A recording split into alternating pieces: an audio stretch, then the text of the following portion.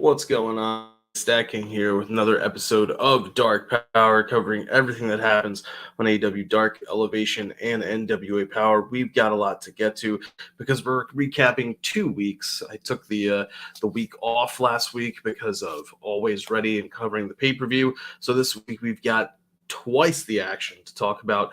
Let's get to it right now.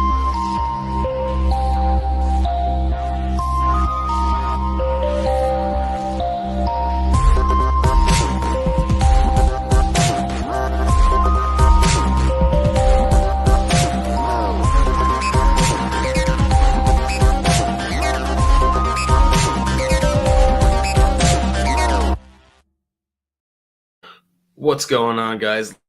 We got a lot to talk about, but before I get to any of that, just want to remind you guys to hit that like button, comment, share, subscribe if you have not already. We appreciate all the support on the channel. Consider joining our Patreon as well. $3 a month is the entry-level tier. Lets you see so much more than we're able to show you guys here on YouTube. Now, like I said, there's a lot to talk about. So I think the way I'm going to do this is I'm going to cover all the darks and dark elevations and talk about anything interesting that I saw or that happened there. And then I'll cover the two NWA Powerrr, the two Knocked Out episodes as one combined thing. It kind of helps the flow of the Powerrr episodes to me. So let's start with the Dark Elevation. There wasn't that much that stood out to me, but one of the things I did like was seeing the Mercedes Martinez and Serena Deeb team up against Miranda Gordy and 2D Lynn. We're actually seeing some Powerrr crossover here, right? Because we've seen Miranda Gordy, on MLW, but we've seen 2D Lynn for sure in the NWA popping up here and there, especially now the NWA is going back to the chase for NWA 74. I think we'll probably see 2D Lynn again during those tapings. But the match itself was pretty cool, short, but it saw Mercedes Martinez and Serena Deeb kind of in this one-upsmanship or one-up-womanship, if you will, to kind of outdo the other when it came to inflicting pain on their opponent or opponents. It was kind of cool, and it's going to play into things that we will see in the other stuff that we will be talking about for Dark and Elevation. Besides that, the main event, Evil Uno and 10 taking on the Factories, Aaron Solo and QT Marshall.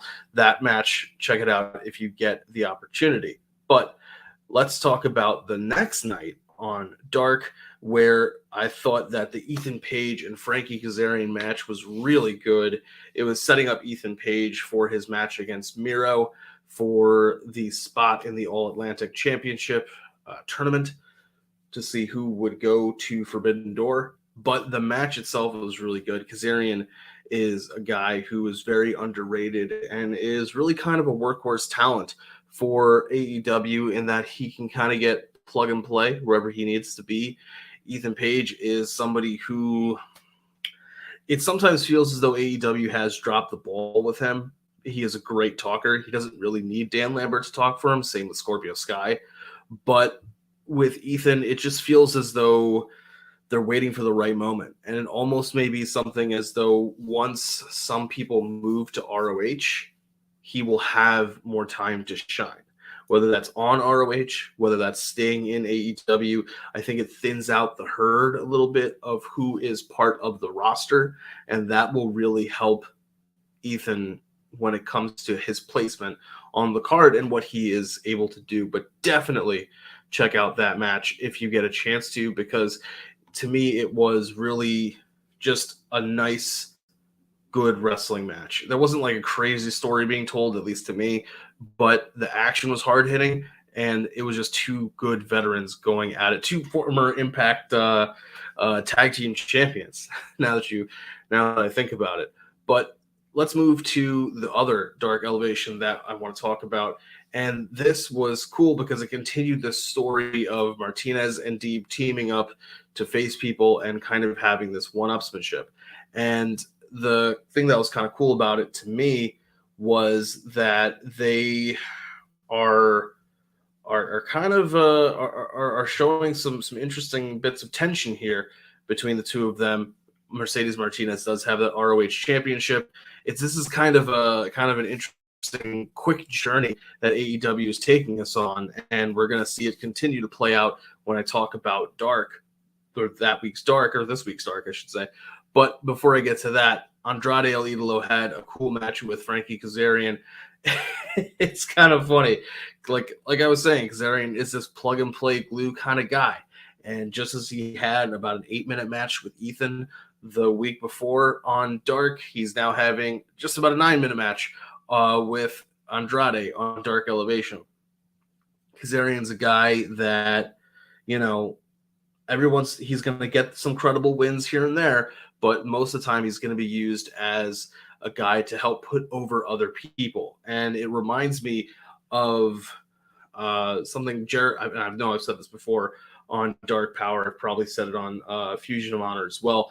But Jericho once said to Vince, I know you want me to put over newer talent or younger talent, but it doesn't. This is when Jericho was coming back for some of his later runs, but it doesn't make sense unless I get credible wins in front of the audience that they still feel as though I'm a threat. And involving Kazarian in some of the larger feuds that he's been a part of, like the Men of the Year feud, that really worked for keeping him alive. Because, like, you know, with Jericho in WWE, there's only so many times you can say, well, he beat Stone Cold and Rock in the same night. There's only so many times you can say he's a six-time world champion before it kind of loses its luster. Yeah, he's a 6-time world champion, but if every single time I see him, all he's doing is losing, then it really doesn't mean that much to me. So it's kind of a situation where they got to keep, with Kazarian, having him get some good wins here and there so that when he does put over people, it gets the desired effect. And I think that's something that AEW has done pretty decently. One other thing that stood out to me from this was the main event of Matt Sydal taking on QT Marshall. Matt Sydal is another guy who is a plug and play, but I think he is also going to benefit once ROH fully opens up. I think he's going to be moving to ROH and is going to be kind of a bigger mentor role figure, somebody who can be a TV champion, be an ROH champion, he'll pick up like maybe multiple wins in those titles, but he will be used as somebody to help transition the belt to somebody new while giving them that experience and that advice as they go along. And that brings us to this week's episode of Dark. And the episode started with Mercedes Martinez and Serena Deeb, or not started, it had a promo between the two of them, a backstage interview, where they talked about their level of respect for each other, but the fact that they do have some issues with each other. And I think it's building, I think it's kind of obvious, it's building towards a Serena Deeb taking on Mercedes Martinez for that ROH championship. We know that we're going to be getting another ROH pay-per-view soon. I think it's going to be the Death Before Dishonor pay-per-view, but I'm not 100% sure whether that's actually going to be the name. But either way, they need to start building matches for that card. And this is a great way to do it. Serena Deeb is somebody that has had some interesting presentation in AEW, let's say. She hasn't always had the best opportunities. When she was NWA champion, I would argue that she had better opportunities than she had when she wasn't, and all of that time was also in AEW. So it's kind of a funny situation. But Mercedes Martinez is a good standard bearer for the Ring of Honor Women's Championship. We've talked about this before, about how Mercedes needs to be on TV or, you know, on Dark, on Elevation, even as well as on AEW if they do have the opportunity, even though how stacked the roster is and it's only a 2-hour show. But she needs to be there to continue that recognition for ROH so that when the show starts or when the next pay-per-view shows up, they have people ready-made, especially right now because we don't have Gresham. And with Samoa Joe's injury, we don't have Joe. So the only singles champions that we have are Wheeler Yuta with the Pure Championship and Mercedes Martinez, FTR doing yeoman's work as the Ring of Honor Tag Team Champions. But speaking of that Pure Champion, speaking of Wheeler Yuta, one thing that we definitely got to hit for this week's Dark is the fact that Tony Nese picks up a win in a Pure Rules match on Dark, and then issues a challenge to Wheeler Yuta to defend that Ring of Honor Pure Championship against him on next week's Dark. So we will be having a championship match on Dark. That's something that we don't usually get. And by usually, I mean we almost never get. And it's pretty fucking rare. So I'm excited for that one. Pure Rules matches are really cool. If you guys were followers or watchers of Fusion of Honor, you saw me and Ness really, really love some of the Pure Rules matches that the old ROH had. I am looking forward to this one because Yuta has proven that he is a really, really good talent. And Tony Nese is somebody who can go in the ring and can keep up with Wheeler Yuta. So seeing the two of them in this Pure Rules match, I think it's going to be something special. It's going to be something to tune in for. I'm looking forward to that episode of Dark. So that covers Dark and Dark Elevation for the past 2 weeks. Let's talk about NWA Powerrr. So they filmed, and this is why I wanted to talk about it in one shot, both episodes in one shot, because they were filmed at the same time. So one night, at least it feels like one night, in front of an audience in Knoxville, Tennessee. And the wrestling itself, while good, is very short, even by NWA standards, even by NWA Powerrr standards. There are a lot of backstage interviews. There are a lot of promos. So what I'm assuming is, particularly because of the backstage interviews and the fact that NWA doesn't have like a Titantron up or anything like that, so that the people in the audience can see that interview happening, it feels as though to me the audience probably got more matches, or they were dark matches, so to speak. And we were, while the interviews were being taped, because otherwise, man, this feels like I don't know if these people really got their money's worth. And that's me shitting on this, I guess. But I am definitely going to be praising some of the stuff that happens on this show. So let's talk really, really quickly about some of these promos. We start off with Bully Ray in the ring about how he's the master of ceremonies for this Knocks Out episode. We have VSK and Mike Knox, the Cardonas, show up, and Mike Knox originally is putting over Bully and then says that all of that is really just bullshit because Bully's an asshole. For those that don't remember, or those that don't know, Mike Knox was a member of Aces and Eights in Impact. Now, a lot of people didn't necessarily like Aces and Eights. It was really cool, or let's put it this way. A lot of people liked Aces and Eights when it first started, and then a lot of people started hating it after a while because it just got diluted. It just got watered down to a storyline. Me personally, I really, really liked Aces and Eights when they first came out. I did cool off on them a lot after they started having their kind of fall from grace, particularly because it really did lose a sense of purpose for what the group was supposed to do or what they were supposed to be. It was a storyline that kind of dragged on for a lot longer than it needed to. That being said, Mike Knox was an integral member of the Aces and Eights, and referencing that history, even if it's a different company, is still pretty cool. So anyway, Bully gets his ass handed to him by Mike Knox, gets put through a table. Tim Storm comes to check on him. But speaking of the Cardonas, later in the evening, we will have a promo from the Cardonas, and they're trying to make sense of something that happened in the ring during Always Ready. So during the Always Ready pay-per-view, when Cardona was handing over the title, Billy was talking to him, but there was no microphone. And at least Billy wasn't holding a microphone. Cardona was holding a microphone, but Cardona did not raise the microphone high enough so that we could actually hear what Billy was saying. Okay. So Cardona now is talking about how he never lost the title. He was never pinned. He never submitted. He is still the real world's champion. And Chelsea agrees with him, obviously, and says that she's pissed off about the situation and that they're going to be coming for what's theirs and that no one knows what was said in that ring by Billy except for the three of them. And whatever Billy said upsets her. And who knows? Maybe we'll get some payoff for this. Maybe the payoff's going to be something ridiculous. That's sometimes how the NWA does things. Anyway, let's talk about some of the matches that happened on this week's episode or last week's episode of Power, the first part of the Knocks Out. The first match sees Taya Valkyrie taking on Taryn Terrell.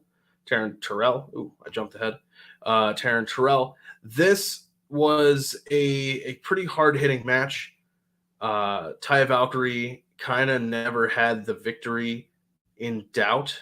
Taryn's not somebody that can really pose a threat. The match went just under 7 minutes long, and it kind of went longer than it needed to, which is actually funny because I was saying there wasn't that much wrestling in the first place. On top of that, we are going to get in our main event. There's only 2 matches for the night, even though the majority of this is going to be. It was a 40-minute long episode, and bell to bell time is about 13 minutes. So that goes to show. Now, granted, with NWA, they do have like their commercials and everything, but a lot of this was just straight promos and backstage interviews, which we should note. Aaron Stevens and May Valentine were supposed to leave after Always Ready to go to Brazil. May Valentine still there. Not sure what's going on. Hopefully we get some kind of explanation, but probably not. Anyway, the main event is a tag team match where we see the Cardonas take on Strictly Business. You might be saying, Strictly Business? Didn't they break up not too long ago? Well, you would be correct, but they are reuniting at least for one night when Thomas Latimer and Christopher Adonis, the members of Strictly Business, are taking on Mike Knox and VSK. It was a pretty cool tag match. Nothing that crazy, I'll be honest with you. I like the fact kind of that that VSK and not VSK, that Strictly Business is reuniting. It's a team that probably didn't need to be broken up. And I think I talked about that during Always Ready, that they could work as faces. They definitely could work as heels. Here, they're definitely working as faces. Latimer's kind of pretty much had that face turn. Adonis has not, but working with Latimer and especially working against Cardona and VSK, who earlier in the night, this crowd saw put Bully Ray through a table, they're definitely working as the faces. So all in all, it felt like just whatever. It felt more of a Power Surge episode, if I'm being honest with you, as opposed to a actual episode of Power, let alone a named episode as in Power Knocked Out Part 1. But that takes us to Power Knocked Out Part 2. Actually, I should be going this way because the way the camera works. But anyway, this episode starts with Tyrus talking about how Mims is in the hospital. He put him in the hospital. And this is so now, guys, I said this during Always Ready. By my count, Tyrus was either at 6 or he was going on set. This would be his 6th or it would be his 7th title defense when he faced Mims. And on commentary, Galley, that idiot, said it was going to be his 4th. So here, Tyrus confirms that it's his 7th, and he could, if he wanted to, vacate the title, cash it in for that lucky number 7 series, and get his title opportunity against the World Heavyweight Champion. Now, Tyrus kind of makes a good point. He really likes this title belt. He thinks it looks beautiful. Why would he want to lose it? However, his other shoulder is getting a little cold. So he's trying to find a way where he can challenge for the World's Heavyweight Champion while still holding that TV championship. It's kind of a cool idea. And he brings up a fact that he and Murdoch, again, well, it's been brought up before, but he and Murdoch are cousins. So there's a little bit of family drama going on there. What's going to happen at one of those famous Murdoch barbecues that Aaron Stevens kept telling us he was invited to one of? Anyway, we have 2 matches this evening. One is going to be Nick Aldis taking on, I think the guy's name was, let me actually look because, Brett Buffshay. Brett, best of luck, because you're getting the ring there with Nick Aldis. This match is 3.5 minutes long. It goes that long just because Nick Aldis is starting to show a little bit of heelish tendencies here. Murdoch being that face champion. But there's a couple moments where Aldis has Boucher pinned to the mat, but the 1-2, and then he's pulling Boucher's arm up off the mat so he can continue the match. And then after it, Aldis cuts a pretty good promo where he's talking about how you can do things the right way all the time, but sometimes it's not enough. And sometimes you get screwed no matter what you do. And sometimes the people that screw you is where you work. And it's kind of a shot at Billy because, well, Billy really didn't have a reason for some of the people that he put in the match. Now, granted, the finish of the Always Ready Championship Fatal 4-Way did come down to Trevor Murdoch and Nick Aldis. And Nick Aldis was the first man out to talk about how he wanted his title shot.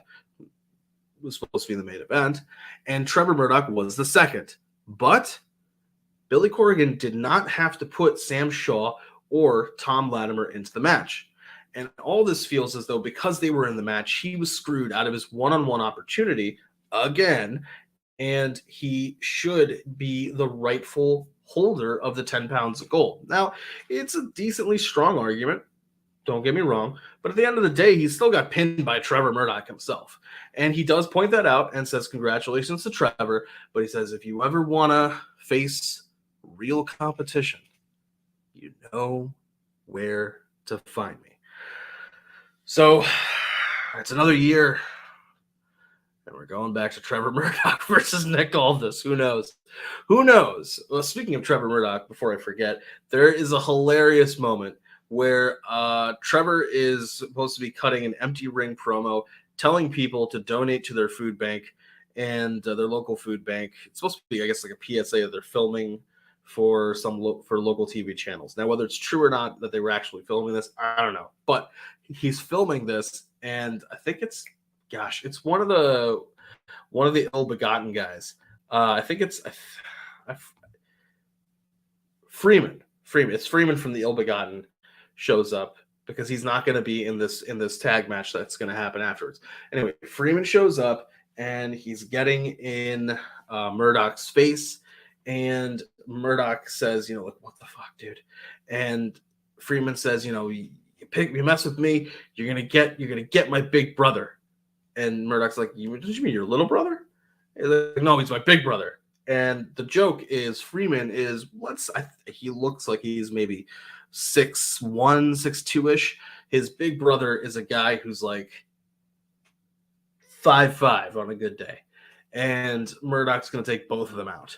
Anyway, so we have all this having this match. Also, promo-wise, we have two promos that lead me to believe we're going to be getting a Luke Hawx versus Homicide match for that Junior Heavyweight Championship. Luke Hawx expresses anger that he ran down to make the save when the Fixers attacked Homicide and PJ Hawx after the match at Always Ready. And also, Kerry and Ricky Morton ran down. But when Homicide was checking on people to see if they were all right after the fact, he only checked on Kerry and Ricky. He didn't check on Luke or PJ. And Luke is like, we've had years of friendship or years of a working relationship. Why would you be a dick to me like that? Why would you not check on me? Like, that hurts my feelings. That upsets me. It was my son that was getting, ganged up on. And I ran down to make the save, but I wasn't just making the save for him. I was making the save for you too. Homicide will cut a promo or an interview with May later that's saying, I don't really give a fuck. Like, I have bigger problems, or I have bigger things to do than deal with your kind of insecurities or your issues with what I did. I did what I thought was right. Now, it's kind of funny because he's going to tell Luke that he doesn't have time to face Luke or deal with Luke. But then he's also going to turn around and say that he is willing to take on any challengers for the Junior Heavyweight Championship.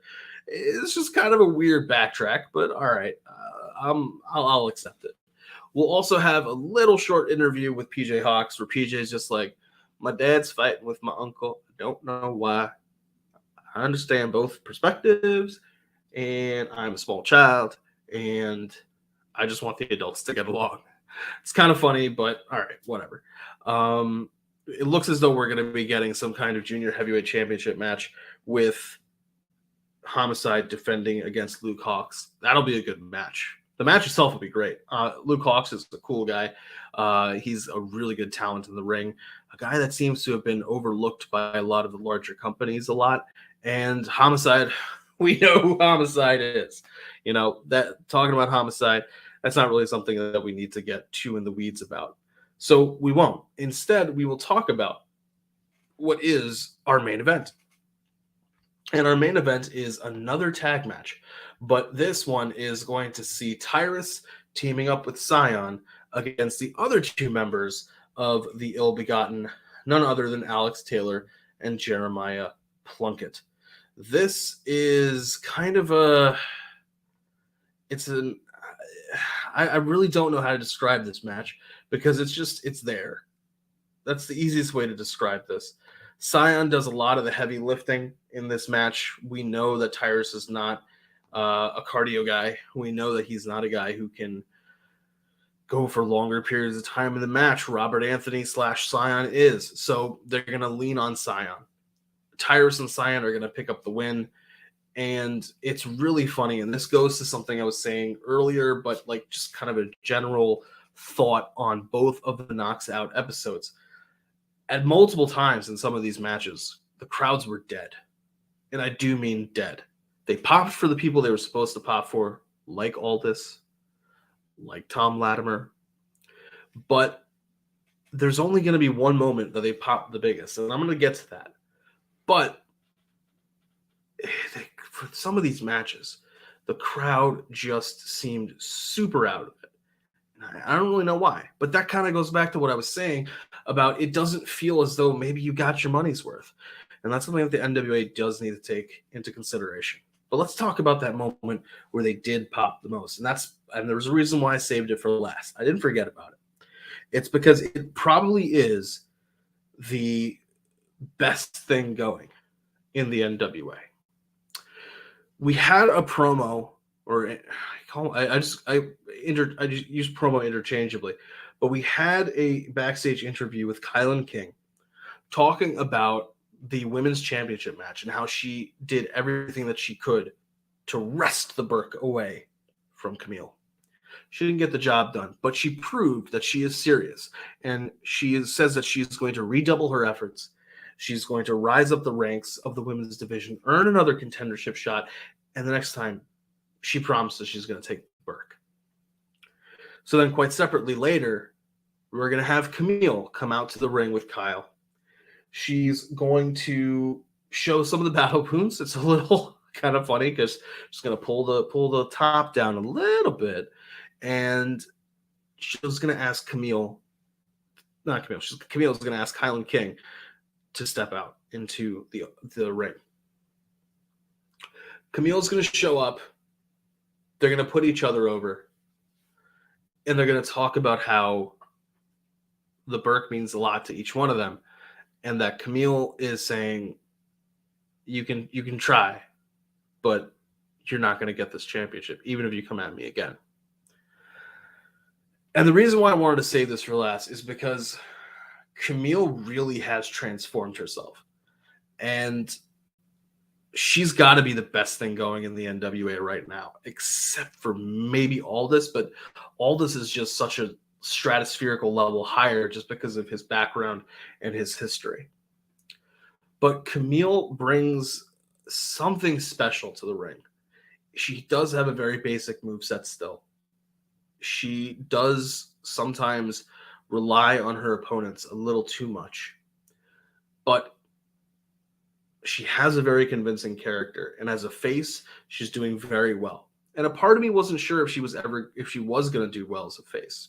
I was going to say ever, but a part of me wasn't that sure if she would do as well as a face, but she does do a pretty damn good job.